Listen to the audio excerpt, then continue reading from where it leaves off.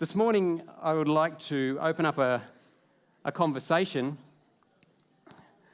on something that some people would say is a little bit overdue. Others are right in the middle of it right now. So I want to open up a conversation, not just between yourselves, but that's important too, but a conversation between your heart and God. And we're going to look at a message called The Cross-Eyed Christian.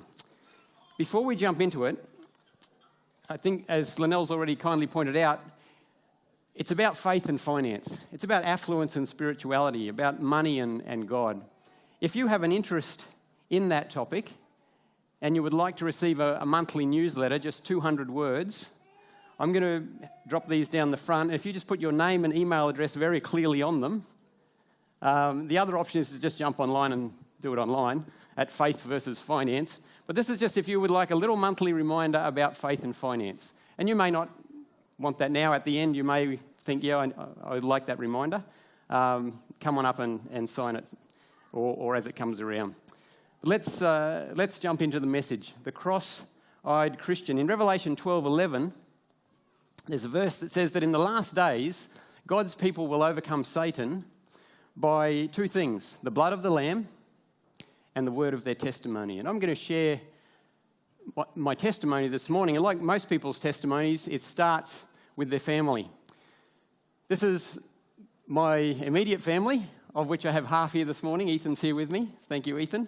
Melinda and Jaith on the left are on a Stormco trip, so they apologise that they can't be here. Melinda is my Proverbs 31 lady, and if you want to know what that is, go to Proverbs 31 and read from verses 10 and onwards where she was described in Scripture. So Proverbs 31. This is going back a generation. 1971. This is my mum and dad and my sister Kathy, who was a long-time member here. Many of you will know Kathy. And the blue screen, which was me. There it is again. Quite a long time ago. My dad, when he was a child, had to go to church 8 times a week. In a busy week, he had to go to church 11 times a week. They weren't Seventh-day Adventists. They were very active in another denomination. By the age of 14, Dad was also the homebrew kid, which meant that he made all of the alcohol for his immediate family and uncles and aunts and all the rest. He was drinking too much. He hated church. He had tried everything possible to not go to church, but he still had to go to church.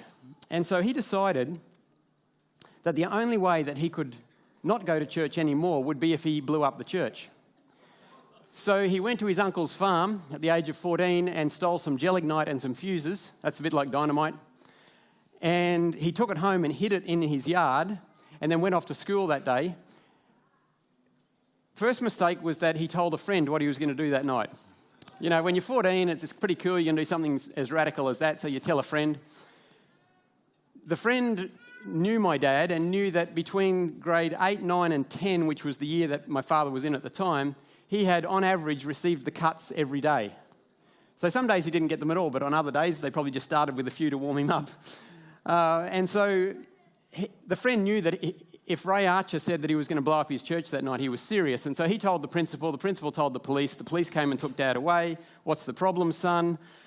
He explains 8 times a week to church. They take him home and take his parents away. Not far. And they show them the gelignite and the fuses, and they say, do you realise that your son was going to blow up your church tonight? And they're like, no, we didn't.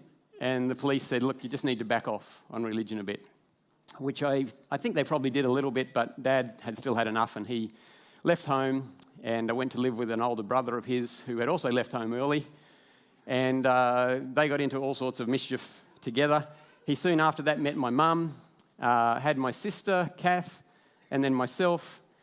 They got married in the process there somewhere. And a friend of Dad's, Dad was a refrigeration mechanic by trade. That's what he had been doing. And he had a welder. And a friend of his said, Ray, can you make me a piece of bodybuilding equipment, a bench press? And Dad was like, oh yeah, I could probably do that. Give me a bit of a design and I'll weld it up. So he welded one up and sold it to his friend and made a small profit and thought, hey, that's pretty cool. And so he made another one and sold it to somebody else and made another profit. And went, hey, this is, I like this. And so he kept doing that, and he ended up opening a little business called Archer Bodybuilding Equipment. Now, this was late 60s, early 70s, so the bodybuilding industry was only just very fresh. I won't go into all the details, but back then, in the late 60s, the Queensland Rugby League team did not know, and this is honest truth, they did not know that if they worked out in a gym and made themselves stronger, they would be a more powerful team and they would have less injuries. Okay, so we take it for granted these days, but back then they didn't know that. They just thought if you're big and you can run fast and all the rest, you're going to push through. Bodybuilding was just coming on the scene. Guys like Schwarzenegger and Lou Ferrigno were just starting up in California. It was a very new thing, a new sport. So Dad opens that little business with Mum and the refrigeration business, and then they think, you know what, we're selling all this bodybuilding equipment to PCYCs and universities and whatever else. Why don't we just open our own gym? Because we've got cheap gear because we make it ourselves. And they had a little foundry where they poured all the weights. And so they did that and opened a gym. And before you know it, it had 1,000 members. That was down at Woolloongabba in Brisbane. And they thought, well, why don't we open another one? So they opened one at Albion and got another 1,000 members. And then the penny dropped and they realised that they could actually make more money out of selling protein drinks than out of gym memberships. And so they opened a health food store. And they had a health food store at each gym as well, so that they could just pump people full of whatever the protein of the day was. And remember, this is early days of bodybuilding, so they don't understand protein all that well. They think that if you just eat lots of red meat and work hard, then that's how you get big, like bulls and cows and rhinoceroses and stuff. That's how they do it, sort of, not. But that's that was their understanding. And so and you drink lots of these drinks and stuff, and away you go. So here they are, they're 24 years old, they've got 5 businesses that they started from scratch, they've got 2 kids that they also started from scratch, and, and they are flat out. They're successful, but their marriage is absolutely hell. Absolutely hell. And they have to make a choice between business and marriage, and I thank God to this day that they chose marriage. And they sold 4 of the businesses, they sold the gyms, the bodybuilding business, anyway, they kept the health food store out in Ipswich, and we moved to the bush, and we became what at the time was known as hippies. We were a little bit late. It was the mid-70s. The hippies were in the 60s, but Mum and Dad were busy in the 60s, so, you do it later. And for those of you who haven't done it yet, there's still time. But we then moved out to the bush, a place called Grantchester, which is a big name for a very, very small town between sort of Ipswich and Toowoomba. Mum and Dad bought 33 acres of land between a 1,500-acre cattle property and a 2,000-acre cattle property. And they had a little shed on there. It was 8 feet by 14 feet, which is about sort of from me to the piano and about a little bit wider than that. And that's where we lived. We had no running water. We had no electricity. We were hidden away between these 2 cattle properties. We had no neighbours. We were hippies. We didn't wear clothes because we didn't have running water. And we didn't have neighbours, and that's the only reason you work. No. But that was it. We just had this sort of carefree, for us as kids, it was a fairly carefree existence. And for Mum and Dad, it was probably quite stressful. They still had to, one of them go into Ipswich each day to run the shop, and the other one stayed home to try and build a bigger shed and grow some vegetables and food for the family. So years went on. We moved from a little shed to a bigger home. And I don't know whether we've got some photos there. There we go. There's the last house being built. This is probably late 70s, I think. You can see it was right at the heart of workplace health and safety anyway. And that's why they've got their backs to the camera, because the inspectors would identify them and all the rest. So Dad built this house out of stone and logs. A lot of the stone he cut out of the ground himself. It took him 7 years to build this. It's Hellerton sandstone from near Toowoomba. And in that process, Mum or Dad, but usually Mum, went down to the health food store. And every day, a guy came in. He was an engineer on the railways in Ipswich. He came into the store and he bought a loaf of bread. 1 loaf of bread. We have no idea what he did with it because there was only him and his wife Dot at home. And the next day he'd come in and buy another loaf of bread. And he would say, "Oh, hi, Delphine, how are the kids? How's that house going?" Or if Dad was in the shop, "How's the building going?" You got it all sorted? And he did this month after month, year after year. Loaf of bread every day. One day he came into the shop and he said to Dad, he said, Ray, there's this guy coming to town from Egypt. Well, he's not from Egypt, but he's going to tell us about Egypt. He's been to Egypt. And you're building a house out of stone, and I thought you might like to come along and see how the Egyptians built the pyramids out of stone. And Dad's like, cool. Yeah, that sounds good. He was trying to work out how to attach these logs to the stone at the time, and so he was like, yeah, the Egyptians might have known how to do that. And so we all piled in our old ute. It was an old Land Rover with a busted chassis that had been put back together and welded up. And anyway, and we drove on down to town. 4 of us in the front seat. There was no back seat.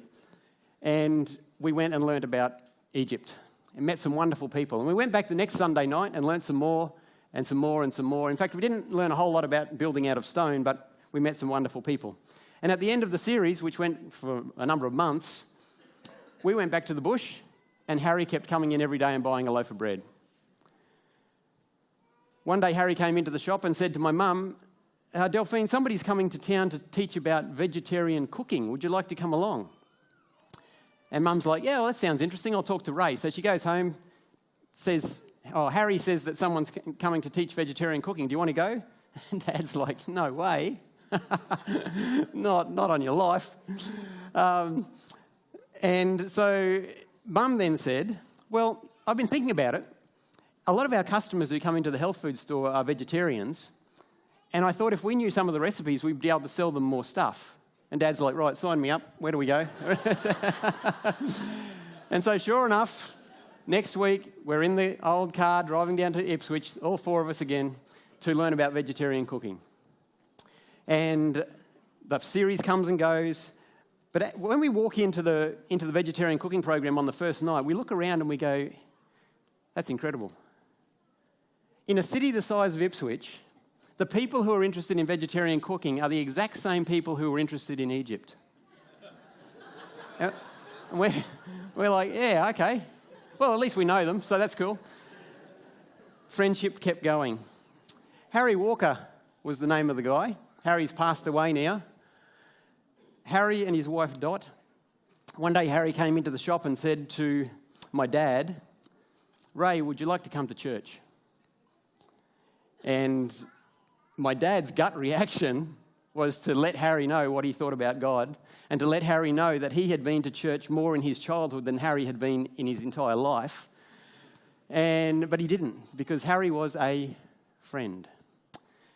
And so Dad thought, I've got to get a good excuse here, and he knew it. That's it. He said, Harry, what day do you go to church?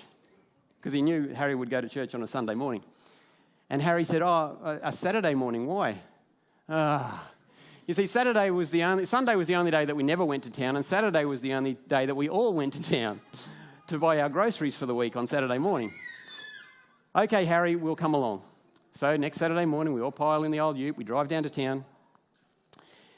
We go to Coles, we buy all of our groceries, we put them on the back of the ute, we drive back to the church, and we go, we can't lock the ute. See, the doors on the ute didn't lock. And we're like, we can't leave a week's worth of groceries sitting here in the back of the ute or even on the front seat. I mean, this is Ipswich. And, sorry.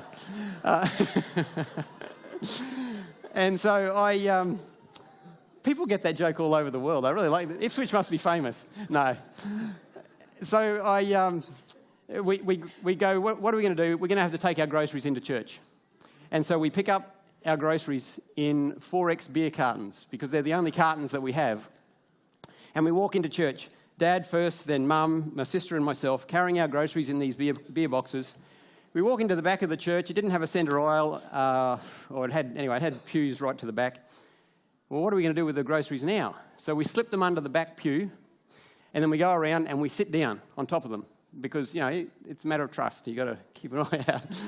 And so we sit there with our groceries, and we go through the worship service. Dad's got a long beard. We smell different. We look different. I've got long hair down my back. Kath and I have got bare feet. Mum's probably wearing some hippie paisley number. We're very different to the people at church on that Sabbath morning.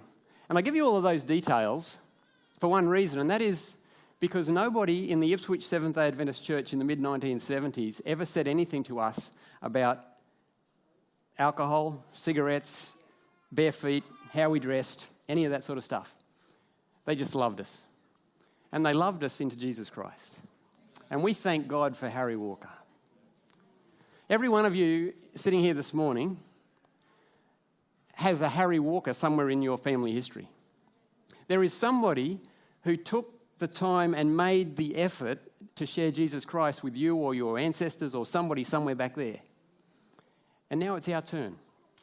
We have to be Harry Walkers to other people, to share Jesus with them. So we thank God for Harry in our lives. So that's a little bit of the background history. We went on from there and had some other businesses. One was a fruit tree nursery in that metropolis of Grantchester. A little tiny fruit tree nursery. Had 213 varieties of fruit and nut trees. And Mum and Dad had just met Jesus. And what do you want to do when you've just met Jesus? You want to tell other people. Because you're like, this is just so cool. This has changed our lives so much that we've got to tell other people. And they thought, well, how do you do that? Well, Dad got a plane ticket and he flew over to Egypt, took some photos of the pyramids. Mum whipped up some vegetarian recipes. We rented the local hall in the local town on a Sunday night in a town called Rosewood and started to run a program called the Archer Report. Very big name for a very little program. And people came along, oh, what's this Archer Report? Is that like the 7:30 report? And so they came along and heard Ray Archer talk about Egypt and Delphine Archer talk about vegetarian cooking. And people came to know Jesus. And once we'd finished in Rosewood, we moved to another nearby town and another nearby town and another nearby town until we ran out of towns within driving distance of that little fruit tree nursery. And so Mum and Dad said, oh, look, we've still got to tell people about Jesus. Let's sell the nursery and go out and tell people in other places. And so they went to sell the nursery and they realised, you know what, when we sell this nursery, we're going to run out of money one day and we have no other income.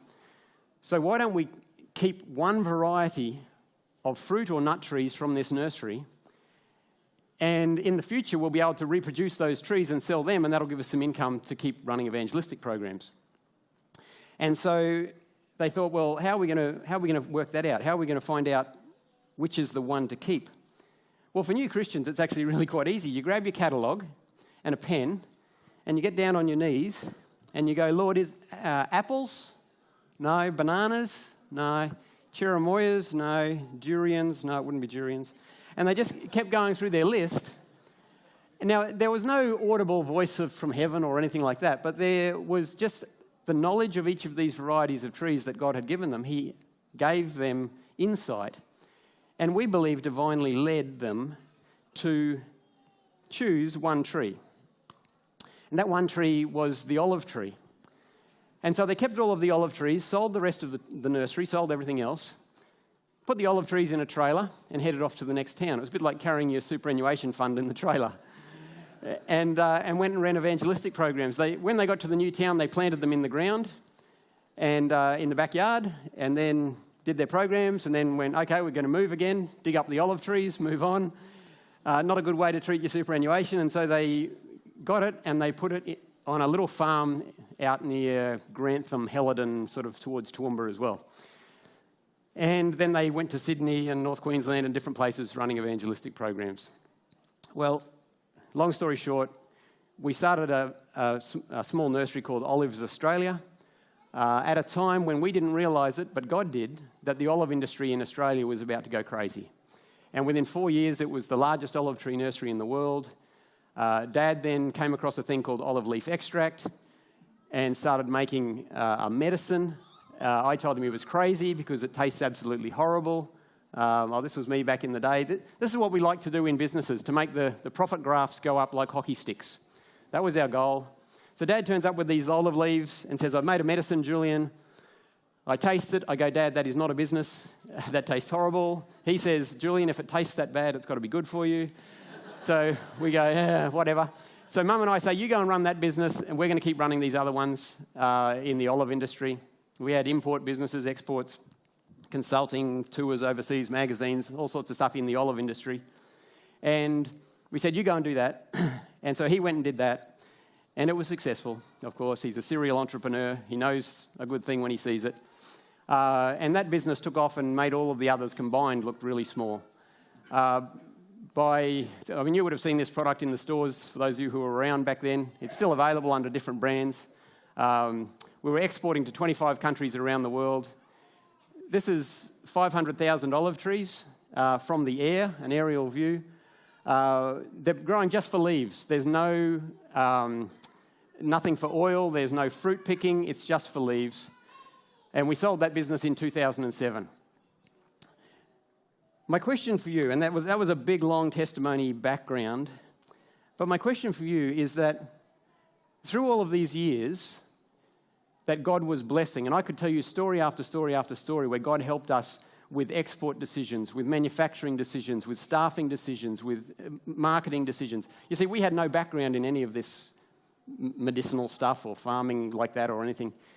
But in all those things, God just led and led and led. And most of the profits from those businesses were being used in his work around the world, supporting all sorts of projects in different places. What do you think happened to my relationship with Jesus as I was managing in those businesses and watching God's leading and the profit graphs were going up like this? Do you think my relationship with Jesus got better or got worse? Well, I won't keep you waiting. My relationship with Jesus went down. I lost my first love. I lost my first love with Jesus. I'll tell you what happened. I became proud. I became proud because I was running this business that was bigger and better than everybody else's that I knew. I became a Pharisee because in the Bible, God tells me, he says, Julian, if you obey me, I will bless you. And I was being blessed more than anybody that I knew, and so I thought I must have been being more obedient than anybody that I knew. Can you see the Pharisee coming through there? And I became very self-reliant.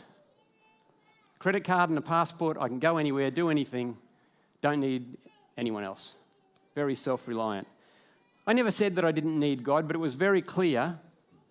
If you looked at my diary, my schedule, my calendar, and my bank statements, it was very clear that my priority was not God's kingdom. Okay? They were very telling. If you looked at those two things, my calendar and my bank statements, it was very clear that my number one priority was not Jesus, it was not eternity, it was not spreading the gospel. So that's what happened to me. I watched my relationship with God, my first love, slowly die. A few years ago, I was trekking with my boys up in the Himalayas in Nepal, and I saw this little tiny poster. It's a little bit hard to read there, but it was up on a wall, yet there you can see what it says. It's Mahatma Gandhi, and he says, the fact is, the moment financial stability is assured, spiritual bankruptcy is also assured. And I went, ouch. For the 15 or so years before reading that, that's what I had been doing. I had been working hard to become financially stable. Nobody knew that I had become spiritually bankrupt. But deep, deep inside my heart, I knew that my first love had gone, that my saving relationship with Jesus Christ had gone. I could only blame myself. I began to realize that when I was being abundantly blessed, I was actually in the spiritually most dangerous stage of my life. I had no idea before that. Before that, you pray for profits, you pray for the outpouring of the windows of heaven, all the blessings and all the rest. But I didn't realize the incredibly dangerous position that would put me in spiritually. And I had to work out, is it possible to be financially stable without becoming spiritually bankrupt? That was my challenge. That's what I had to work through. Let's go to Matthew 6 in the Bible. Matthew 6, we're going to read verses 19 to 24. Matthew 6, 19 to 24. It's Jesus speaking. We're right in the middle of the longest sermon that he gives that we've recorded anyway. And in verse 19, Matthew 6, 19, Jesus says this. He says, do not. When Jesus says do not, is that a command or a suggestion? It's a command, okay? He says, do not do this. He says, do not lay up for yourselves treasures on earth where moth and rust destroy and where thieves break in and steal. But lay up for yourselves treasures in heaven where neither moth nor rust destroys and where thieves do not break in and steal. For where your treasure is, there your what? There your heart will be also. Keep that in mind. Let's skip down to verse 24 where Jesus goes on. He says, no one, how many people? none, can serve two masters, for either he will hate the one and love the other, or else he will be loyal to the one and despise the other. Julian, you can't serve God and money. And so I'm like, well, you know what, Lord, I think I can. And here's the deal. Here's how I'm going to do it. What I'm going to do is I'm going to put all my time and energy into building businesses, so making money. And then I'm going to use a lot of that money to give to you, and therefore I'll be serving you. So I'm serving money here, and then I'm going to be serving you there.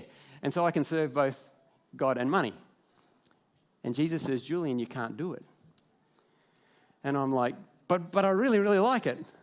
And I'm really, really good at it. Well, no, you've made me really, really good at it. And yeah, but Julian, you can't serve the two. And I'm like, but Lord, wouldn't that mean that we could never go into business and we could never be professionals? We could never earn a good income? We could never be successful materially? He's saying, no, that's not what I said. I'm saying you can't serve me and that. You can't serve them both. You've got to choose who you're going to serve. You're going to serve me or are you going to serve money? And the battle went on and on and on and on. Right in the middle of those verses, Matthew 6, verses 22 and 23, Jesus said, the lamp of the body is the eye. If therefore your eye is good, your whole body will be full of light. But if your eye is bad, your whole body will be full of darkness. If therefore the light that is in you is darkness, how great is that darkness? I couldn't work out why Jesus would talk about our eyes right in the middle of a section on treasure and money. And then I thought, well, maybe it's got something to do with coveting because, we covet with our eyes. We see nice stuff and we go, oh, yeah, I really like that. So maybe that, and if we're coveting, our eyes are full of darkness, and yeah, that could be it. But then I thought back through it a little more, and I realised there was something else to it. You see, what I was doing is I was going through life at the time with one eye on my earthly treasures and the other eye on my heavenly treasures, and I was a cross-eyed Christian. And I was wondering why, when I tried to follow Jesus, that I couldn't see straight and I was stumbling. Because I had one eye each way. I had one bed in each camp. But Jesus said, you can't do that and follow me. I was a cross-eyed Christian. This is the challenge that I had in my life. When my finances went up, my faith went down. When my finances went down, my faith went up. I'm like, Lord, I need money. I've got bills to pay here. Please, help. And that was it. And it was going up and down like this, up and down. Faith versus finance. What could I do about it? This is a quote from a lady who wrote many years ago. You can see this one was from 1899.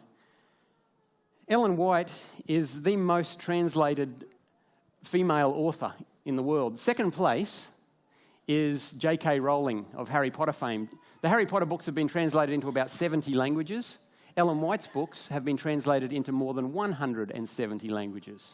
Okay, so when this lady writes, she's got a pretty special message. I believe personally that she had what we read about in Scripture, which is a gift of the Spirit called the gift of prophecy.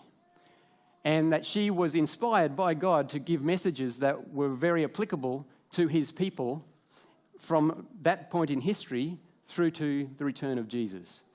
And when I read this, I realised, yeah, this lady's got some insights. She said, in the history of men, we learn how dangerous is prosperity.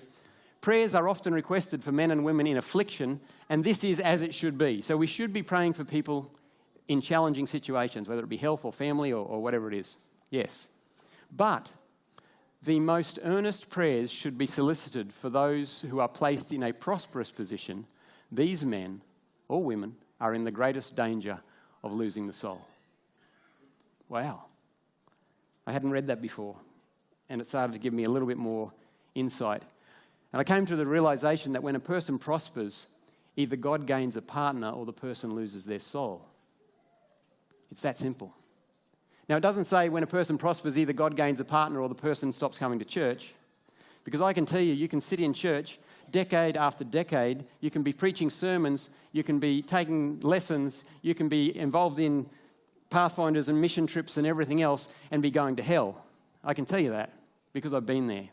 You can know in your heart that you're not saved and yet still be very, very active. And Jesus talks about it too. He says, "Depart from me, I never knew you." But we did all this stuff. He says, "I'm sorry." With tears in his eyes, "I never knew you."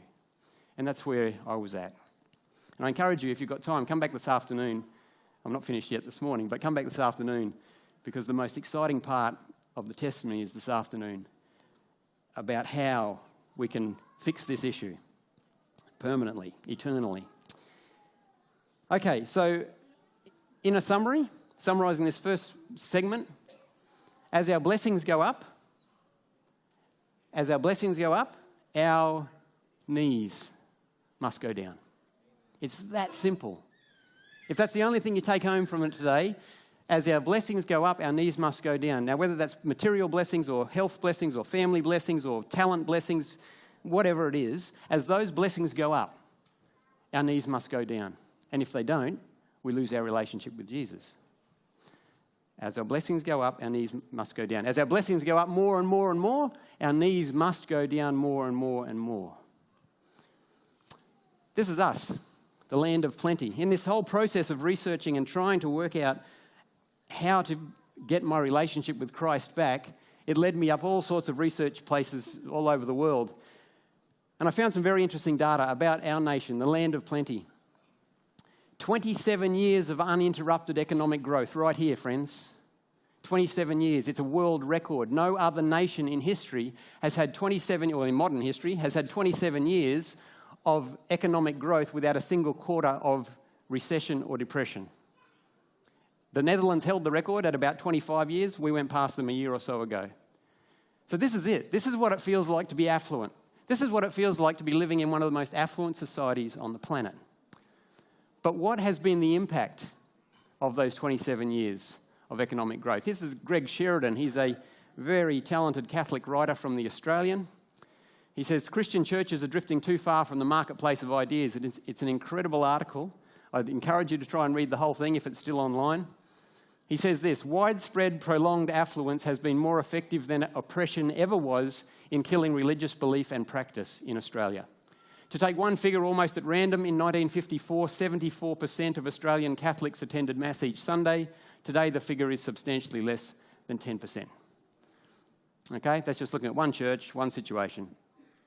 Affluence, if you look at the data, I haven't got it all here. If you look at the data, there are two major killers of religiosity and spirituality on our planet today. Two of them, communism and affluence. And they are both equally effective. If you outlaw religion or outpay religion, you'll take your people away from God. Communism and affluence. The Gallup poll, secular research agency that does polls and surveys all over the world in over 200 countries, one of the questions that they have on their poll is this: is religion an important part of your daily life? It's a yes or no answer. You'll see that in countries where the per person yearly income is less than $2,000, 95% of people say yes, religion is an important part of my daily life. But look what happens when the income gets over $25,000. Less than half of the population is still interested in religion on a daily basis. Can you see a seesaw? One goes up, the other goes down. Credit Suisse is a Swiss financial services agency. They study, again like Gallup poll, they study all over the world looking at a whole lot of data. They crunch the mega data, the big numbers. And one of the things that they identify about wealth is which nations have the wealthiest adults on the planet. Okay, so they're looking at only the adults and what is their net worth. So if you, for example, for you personally, if you get the value of all of your assets and take away the value of all your liabilities or your loans, your debts, then there'll be a certain amount left over, hopefully. That amount is what we call our net worth. Who can guess which nations in the world have the highest net worth on average for the private wealth held by the adults in those nations? Any guesses? Norway, Australia, America, China, Switzerland. Yep. Okay, we're getting pretty close to the mix. Here they are. Iceland is at the top. You can take that one off. It was actually a printing error in the magazine. I got onto Credit Suisse and I said, well, Iceland popped out of nowhere this year, didn't it? And the lady got back to me and she said, yeah, apologies, there was an anomaly there in the Icelandic data because of some issues that happened there after the GFC. The data came out that way, so we had to print it that way, but you can take it off. It's still in the top 10, but it's not up there in number 1. Switzerland is number 1, and you and I, friends, are number 2. I mean, you know it, don't you? You feel it. You can just feel how rich you are. Isn't it interesting? Psychology. We always compare ourselves with other places richer than us, and we think, oh, I'm struggling, I'm living on Poor Street. It's a real battle. Well, it can be a real battle. But keep in mind that we're living in one of the richest nations on the planet. And when you lose the battle, the government helps you out. You can thank God for a government founded on Christian principles where they help people in need within their own nation and in other nations, so they're doing that less and less. So there's the data. Adult wealth down that left-hand column. The right-hand column is the percentage of people who answered no in that Gallup poll. So the ones who said, is religion an important part of your daily life? No. Down the bottom, we have some of the poorest countries. Look at the number of percentage of population that says no to religion in the richest countries compared with the poorest countries. Again, you can see that seesaw happening. I didn't make this data up. This is straight out of the papers, straight out of the reports from these different companies. There is an anomaly in there. I just got back from the US a couple of weeks ago where I was doing these talks. In the US, even though they're so high up on the wealth list, only 31% of people are not interested in religion. And I think that's really unusual. And I've asked them about it, why is that? And everyone gives different reasons. But I tell you what, it fits perfectly in with Bible prophecy. Because if you go to Revelation 12, 13, 14, you'll see that there's a worship war going on in this world right now. And that the United States, as the second beast of Revelation 13, must remain worshipful, right or wrong, until the second coming. And they are remaining a very religious people, even though some of their decisions and things, as we look from a distance, may not look that way. Okay, so there's some more data there. Some of you will have looked at that and gone, you know what, that's quite interesting. All of those top nations were founded on a single religion. What religion were all those wealthy nations founded on? Christianity. Christianity. When the children of Israel were on the banks of the Jordan River and they're about to cross over into the promised land, Moses says to them, he says, guys, when you cross over into this promised land, man alive, you're going to be blessed. You're going to live in cities you didn't build. You're going to live in houses you didn't build. You're going to drink from wells you didn't dig. You're going to eat from vineyards and olive groves that you didn't plant. You're going to be blessillionaires. What does he immediately say? Do not forget your God. And what have we done? We founded our nations on Christian principles, on Christian laws. God blessed that, and now we're walking away from him. Not only are we walking away from him, but we're legislating against him. Very, very interesting times. John Wesley wrote this in 1789. He said that wherever true Christianity spreads, it must cause diligence or conscientious work and frugality, careful spending, which in the natural course of things must create riches.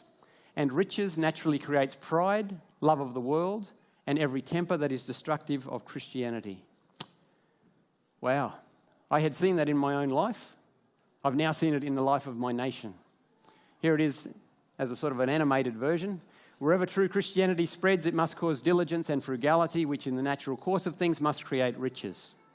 And riches naturally create pride, love of the world, and every temper that is destructive of true Christianity.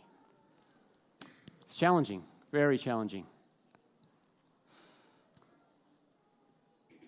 A few years ago, I ended up putting this journey into a book, and I got onto a young guy at church and I said, Andrew, I need you to draw something for me. And as you can see, he's quite an artist. I said, Andrew, I need you to draw something. I need you to draw the inside of my heart when I was in the middle of this faith versus finance battle. And this is what it looked like. And I described it to him, and this is what he drew, which is exactly what I described to him, but about 10 times better. There's Jesus knocking, Revelation 3. Behold, I stand at the door and knock at your heart, knocking at the door of my heart. He wants to come in. There's only a door handle on the inside. He's not going to force his way in. But I can't get to the door because of the blessings. I couldn't prioritize my time with him, my relationship with him, my opportunity to work in his vineyard. I couldn't do all that stuff because of the blessings that he had given me. Now, it wasn't his fault. He blessed me because he loved me. He blessed me because he loved me. But what I then did with those blessings is what turned them into a curse in my relationship with him. I held them in my heart. Now, we gave lots away, but I always held plenty. And that was the problem that I had. Billy Sunday, an American evangelist, used to say that many a man will slip into hell with his hand on the doorknob of heaven. So close. I don't know whether there's something in that photo that is coming between you and God, something that he's blessed you with. It could be academics, could be speaking ability, could be musical talents, could be screen time, it could be art, it could be cars, jewelry, holidays, whatever it is. It could be any sport, a whole lot of different things that are in there.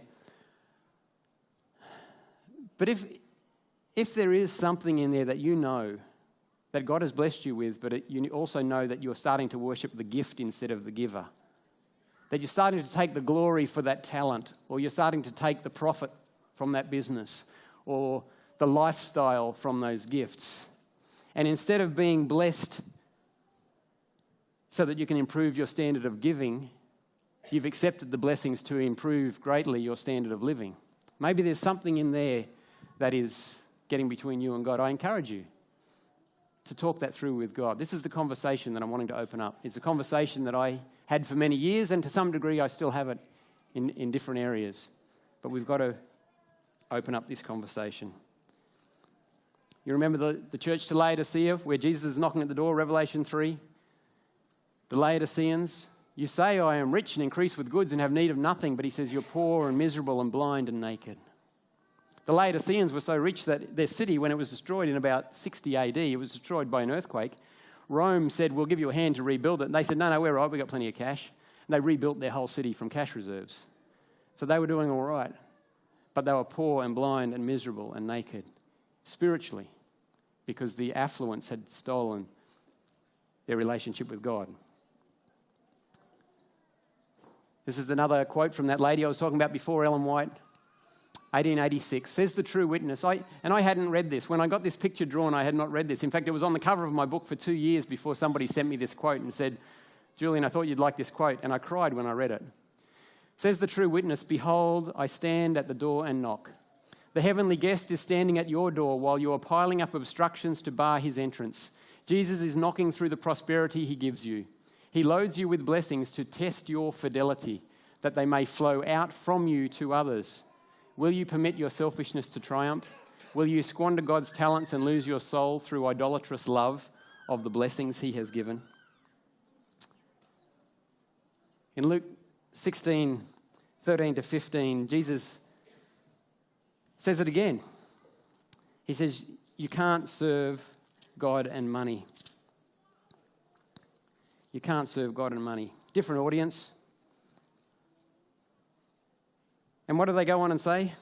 The very next verse says, now the Pharisees, who were lovers of money, also heard all these things, and they derided him, or they scoffed at him when he said, you can't serve God and money.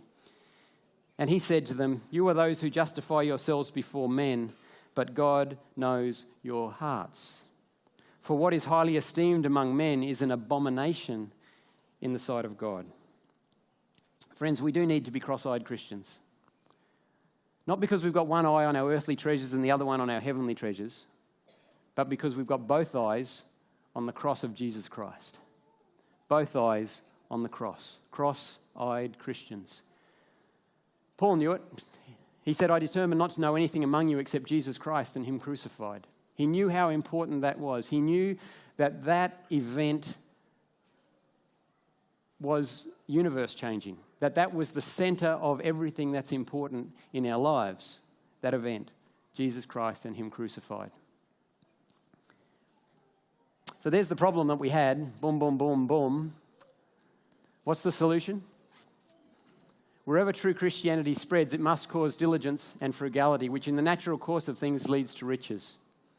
And riches leads to prayer and thanksgiving. Remember, the blessings go up, the knees go down. Prayer and thanksgiving, which leads to humble, sacrificial generosity, which is true Christianity. Humble, sacrificial generosity. So as our affluence goes up, our knees must go down. We're just going to finish with this verse from Paul. He's writing to Timothy. Paul's in prison in Rome. It's the end of his life. This is the letter of 2 Timothy is the last letter of Paul's that we have.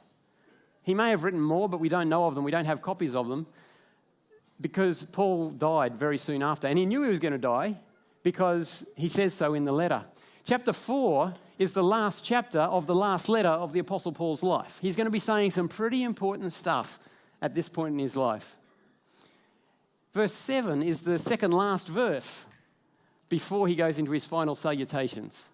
Okay, so we're going to look at something really important here now, from Paul's point of view, something that he would say is important.